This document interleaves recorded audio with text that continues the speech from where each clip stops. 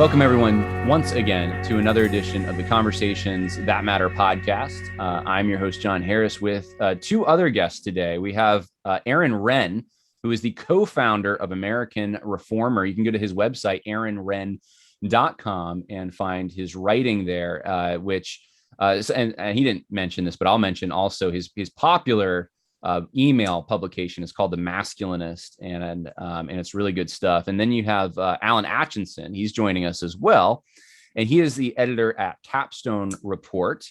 And Alan and Aaron have both been covering and following this story about the SBC's or the Guideposts investigation into SBC sexual abuse allegations. And so I want to welcome both of you guys. Thank you so much for being willing to just help interpret this for everyone listening. Happy to be here. So I want to start with you, Aaron. You wrote a piece, and you can find it if you go. In fact, I'll put the link in the info section if you go to aaronrenn.com, but it's your Substack. The title is The SBC's Title IX Recommendations on Handling Abuse. And I thought this was really perceptive, and it fits in with a number of other things I'm sure we'll discuss here. But I just want to give you the floor here to kind of explain what your concern is about the recommendations, or at least one of them, in this Guidestone investigation, and what you think could potentially happen that would be bad for the Southern Baptist Convention. Well, this report has around 30 pages of recommendations in them, and it's a lot of details in there. So I read through it, and the one thing that really jumped out at me immediately is we are talking about some of the most severe criminal acts that exist in America: sexual abuse, sexual assault, and yet, the first thing I would think of when I think of that stuff is, if you find out about it, call the cops.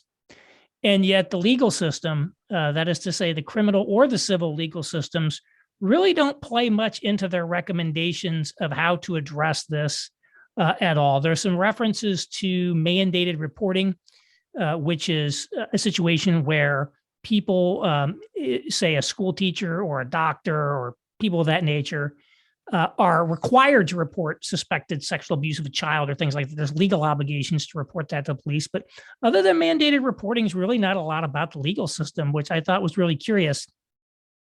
And instead, what they basically propose to do is to create an administrative entity, I believe they call it, that would be functionally similar to these Title IX entities that exist on college campuses to adjudicate different allegations there. So in the legal system, you have the right to confront your accuser, to compel testimony, to compel evidence production. There's due process.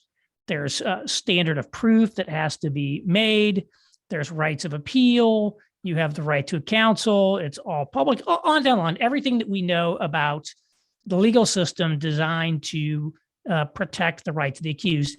And it's actually similar. That's in the criminal system, and then the legal system, civil system, it's actually quite similar, except, there's some variations around, standards of proof and things of that nature.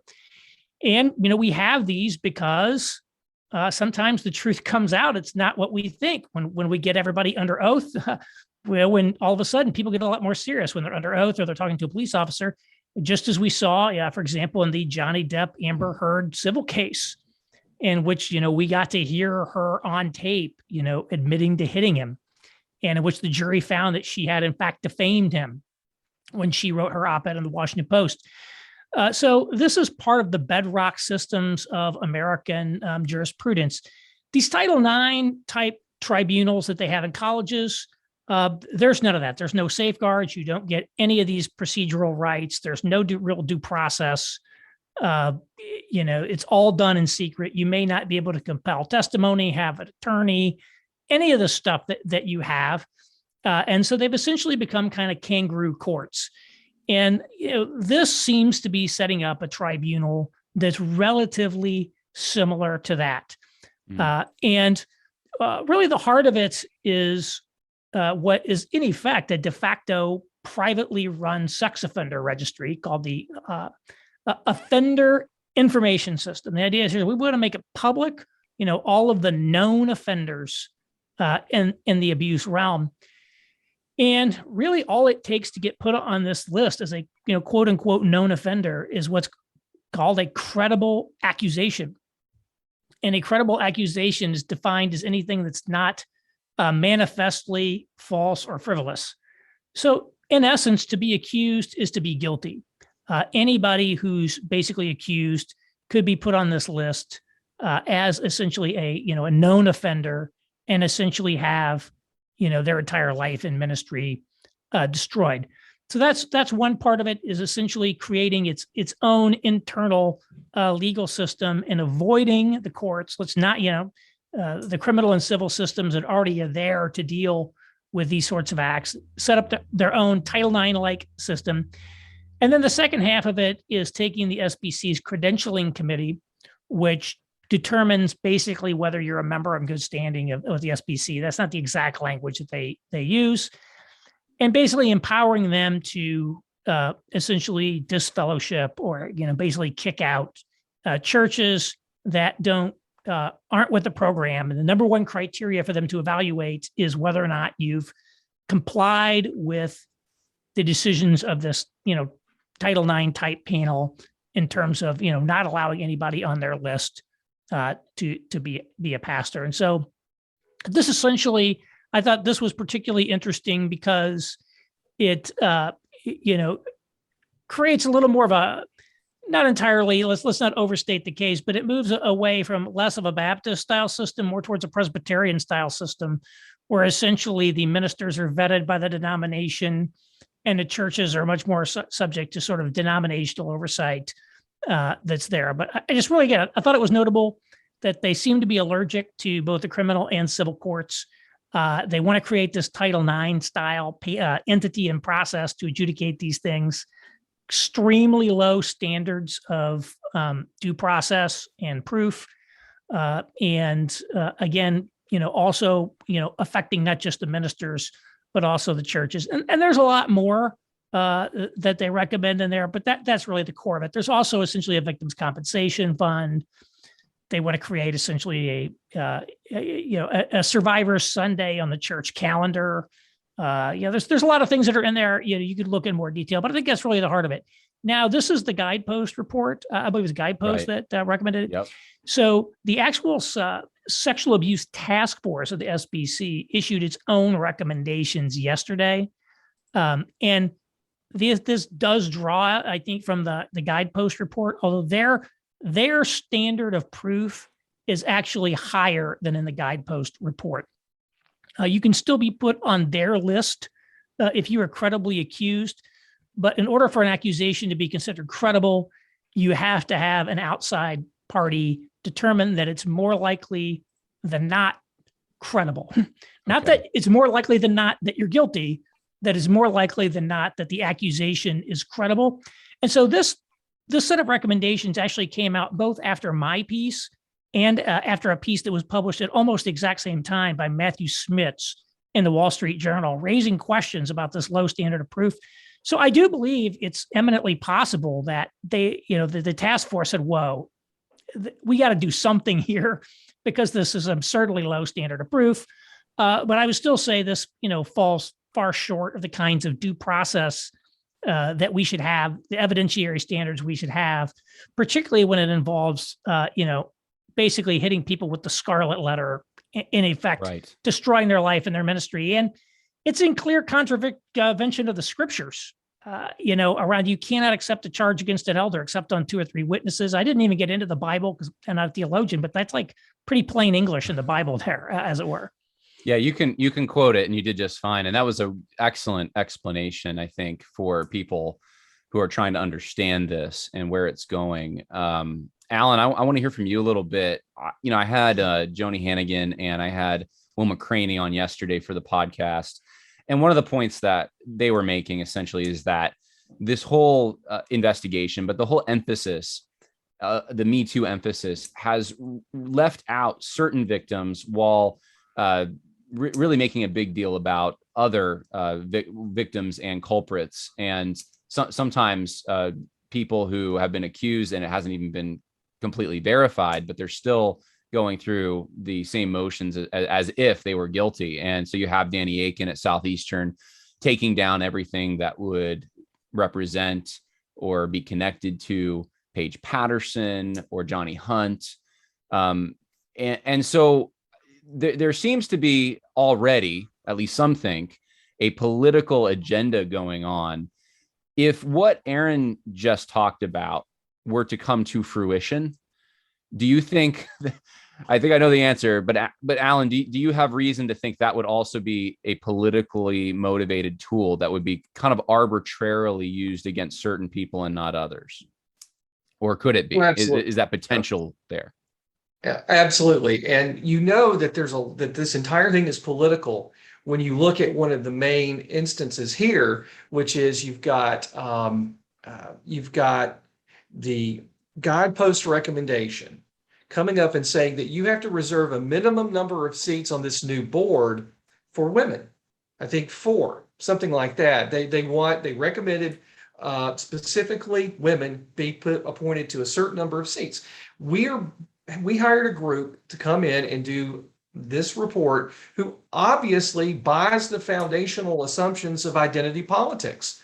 Their assumptions here, they've made the decision that that's the way that it should go. And we know, based on what was left out of the Guidepost report through Joni's story, that it's highly politicized, that some people who have obviously done some things wrong were not highlighted in the report. And then, of course, it seems almost in some ways protected. So I don't think we can trust anything that's kind of come out of that Guidepost report. And I think then why would we trust a committee on credentials that would have tremendous authority over the Southern Baptist Convention? And I think it clearly is heading us even further down the path toward hierarchy, which is something that has been completely repudiated by our foundational documents.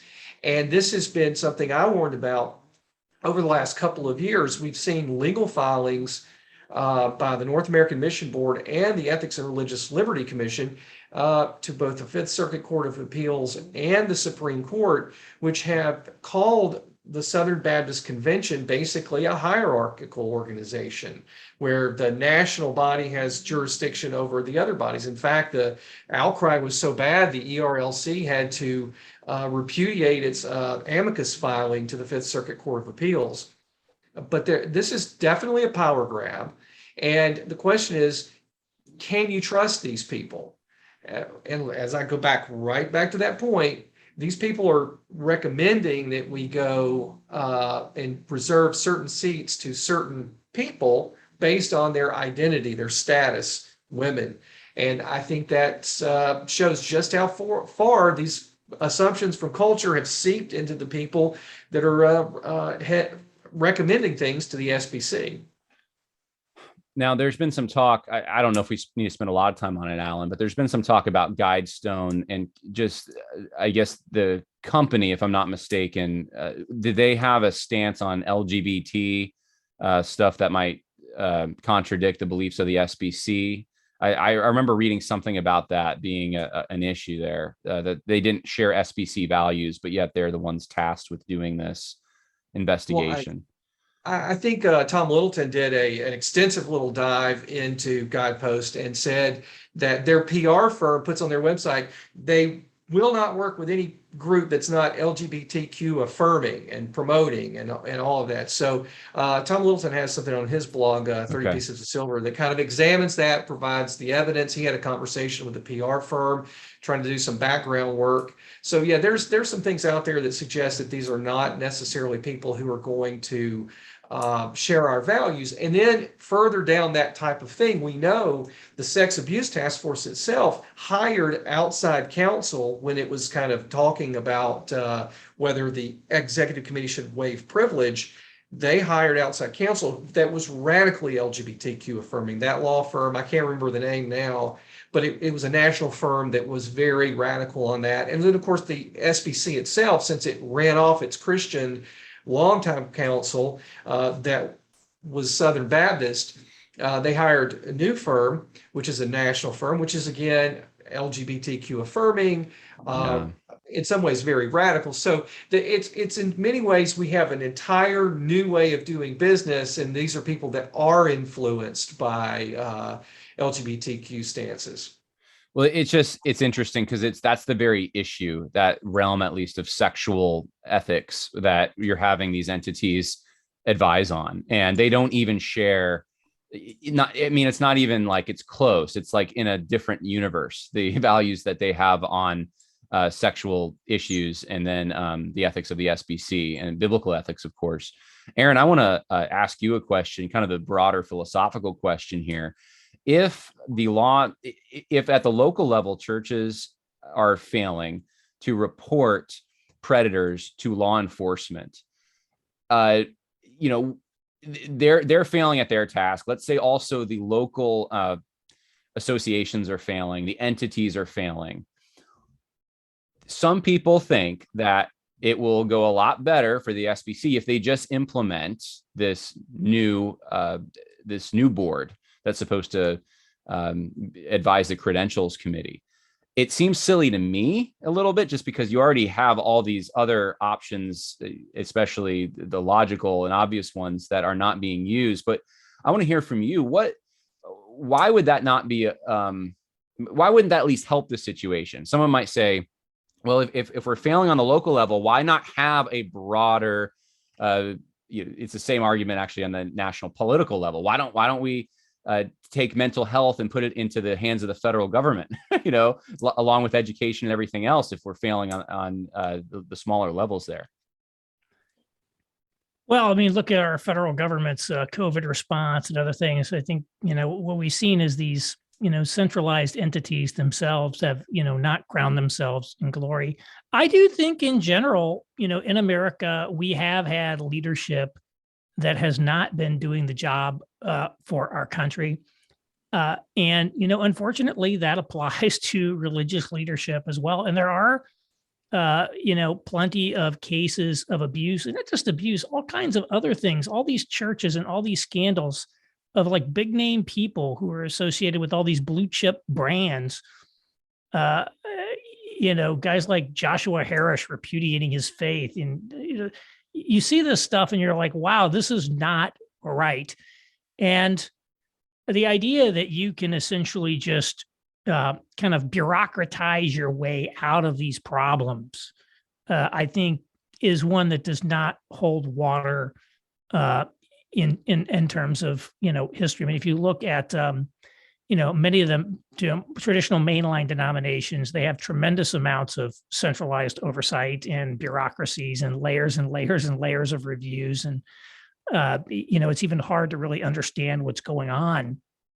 You look at some Presbyterian investigation, hundreds of pages on something, like how could they possibly write hundreds of pages about this one little point? But they do, and it hasn't saved them. So I think if you just look at the other denominations and say, look at what they've done with this bureaucracy, it's not right. I think we have to find a way. If the idea is, well, we found out about sexual abuse, but we didn't call the police, that's a big problem. And we just have to, the answers we have to get, not all the answers, but part of it is you got to just start calling the cops. I mean, and you don't fix the problem of not calling the cops by creating this Title IX entity. It's not like they're setting up a hotline that call this hotline and then that hotline will get in charge with the cops or the right authorities. They're saying, no, call our hotline and we'll ingest you into our private bespoke process that is, clearly similar to many of these entities in sectors that are 100% essentially progressive controlled. Even if you wanted to do some centralized process, as companies do, almost all big companies have some, outside hotline that they run for reporting whistleblower numbers and things like that. You can blow the whistle, they'll alert the board. they'll call the police, they'll do what they need to do. I mean, if somebody wants to create something that says, call this number and we'll call the police for you, I don't really have a problem with that. But the answer shouldn't be, call this number and we'll bring you into our bespoke legal system that destroys people's lives based on accusations without any proof, without any due process, et cetera. That doesn't seem like the answer to injustice. Do you think that this is related to a broader thing going on in our culture with the rise of managerial elite and thinking they have answers that us plebes don't have? Or well, if you look at, for example, our government, if a lot of people talk about the so-called administrative state, the idea that today we are in effect governed by bureaucratic agencies, and that the permanent civil service writes the rules, often is, they enforce the rules. They often have their own courts, these administrative law courts. The jurisprudence in, the Supreme Court, and that has been highly deferential to what these agencies do.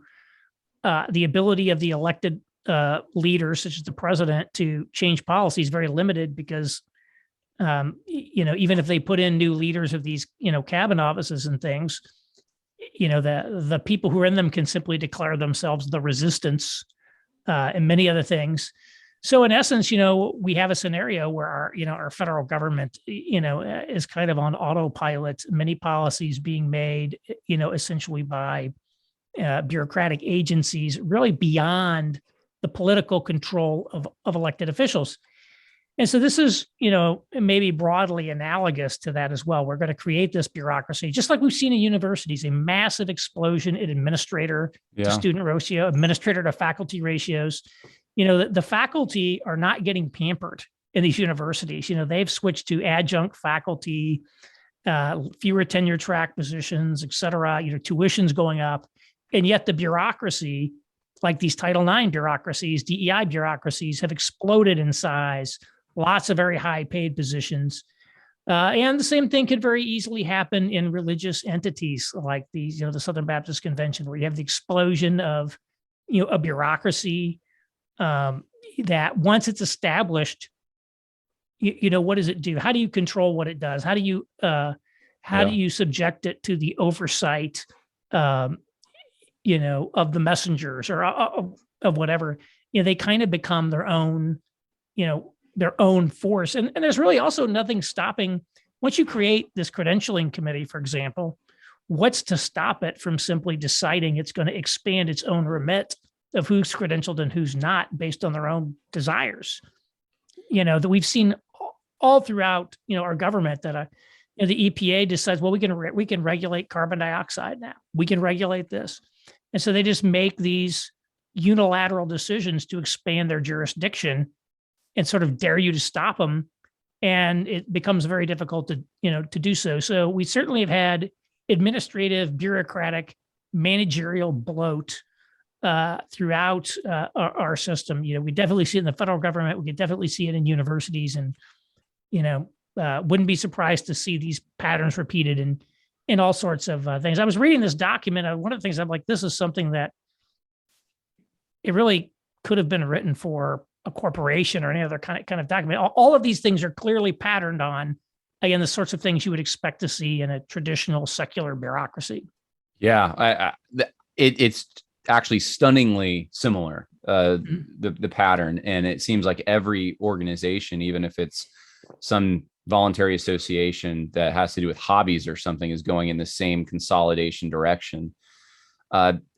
Alan, I wanted to ask you about what practically can be done here, because I was listening to Aaron, I was just thinking, we don't live in a perfect world. There is no perfect solution this side of heaven for some things. We do our best. God's given the sword to the government. We call the police when there's a problem. That's their job, to handle predators like this. But things do fall through the cracks. Sometimes the police aren't called. Sometimes the police are corrupt. There's all kinds of things.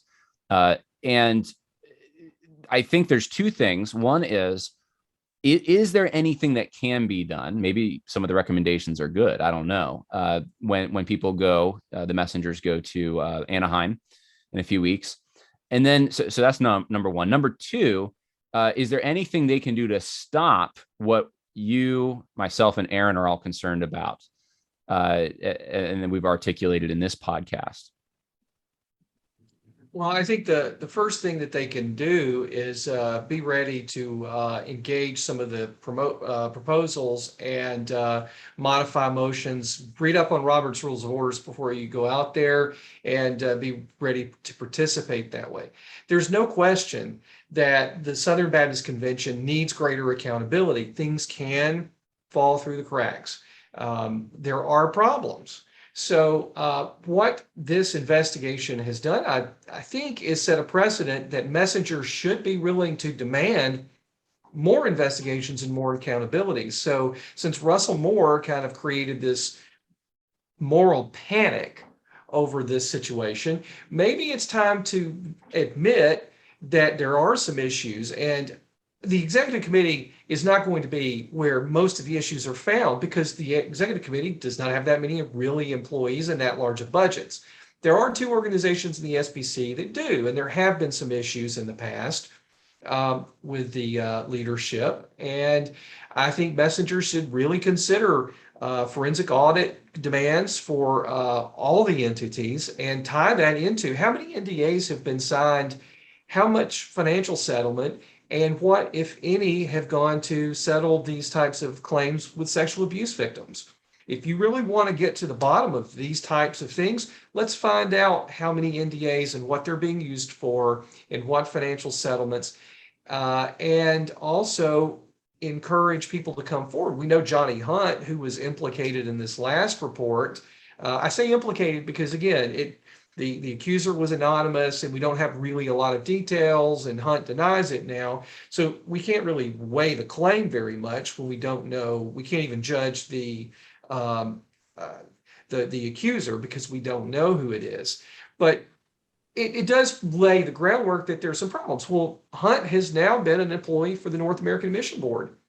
Joni Hannigan was writing about sex abuse and was attacked by the head of the North American Mission Board. It makes a very good case that you need to impanel some outside investigators, waive privilege, and investigate that entity. It seems to me like that's what messengers should go out there and demand. Did you see anything good in the recommendations from either the executive committee or Guidestone? I know I'm in the minority on this. I don't have a problem with them creating a online database that lists names of people that have been reported, that have been accused in a court of law, and that had been fully adjudicated. That I think the technology is there. It would not be perfect, and it would not be as good as the national database for sex offenders. But it would be highly focused on people who are clergy that have a history preaching and working in Southern Baptist churches. I think that's not necessarily, in a very limited way, would not have been a bad idea. Now, what they're suggesting now is a horrible idea. But if you go back and you have a very simple database, it may be okay. And I understand why the lawyers at the Southern Baptist Convention were like, no, this is a huge liability issue. But I think sometimes leadership needs to exist to say, well, lawyers are always going to tell you this has liability here, and this. Leaders have to decide what's the right course. And unfortunately, I think by not doing that minimal step between people who have been written up in the newspaper as convicted of a sex crime at a Southern Baptist church, what they've done is they allowed Russell Moore and his group to create a thing saying you're not doing anything. Right. Which, what are they going to do anyway? Because they are not hierarchical thing to expel that pastor. All they can do is kick the church out. Right. Which is fine. Nobody's opposed to that. But do you need this new credentials committee with this type of gerrymander type of group where we embrace identity politics? I think that would be a horrible thing to do. Yeah. I think it's a simple analogy, but if you told a police officer, what are you doing about all the fires around here or something, unless it was arson, they don't have the tools, and they're not expected to go put out fires. That's the job of the fire department. That's who you call. And so there's different tools for different jobs. And And I'm concerned that we are getting into an area, knowing of the corruption in the SBC. I know that there are men, evil people, and corrupt people who can take advantage of tools like this to demonize their opponents politically. I want to just thank both of you for coming on, though, and explaining some of this, because I know we could probably say a lot more about it, but people need to know what's going on, and they need to show up in Anaheim if they're in the convention, and they need to find out about being messengers. Now's the time to do it, and maybe change the direction of the convention. So Alan Atchinson, you can go to capstonereport.com. And for Aaron Renn, go to aaronrenn.com to find out more information. Thanks a lot, guys. I appreciate it.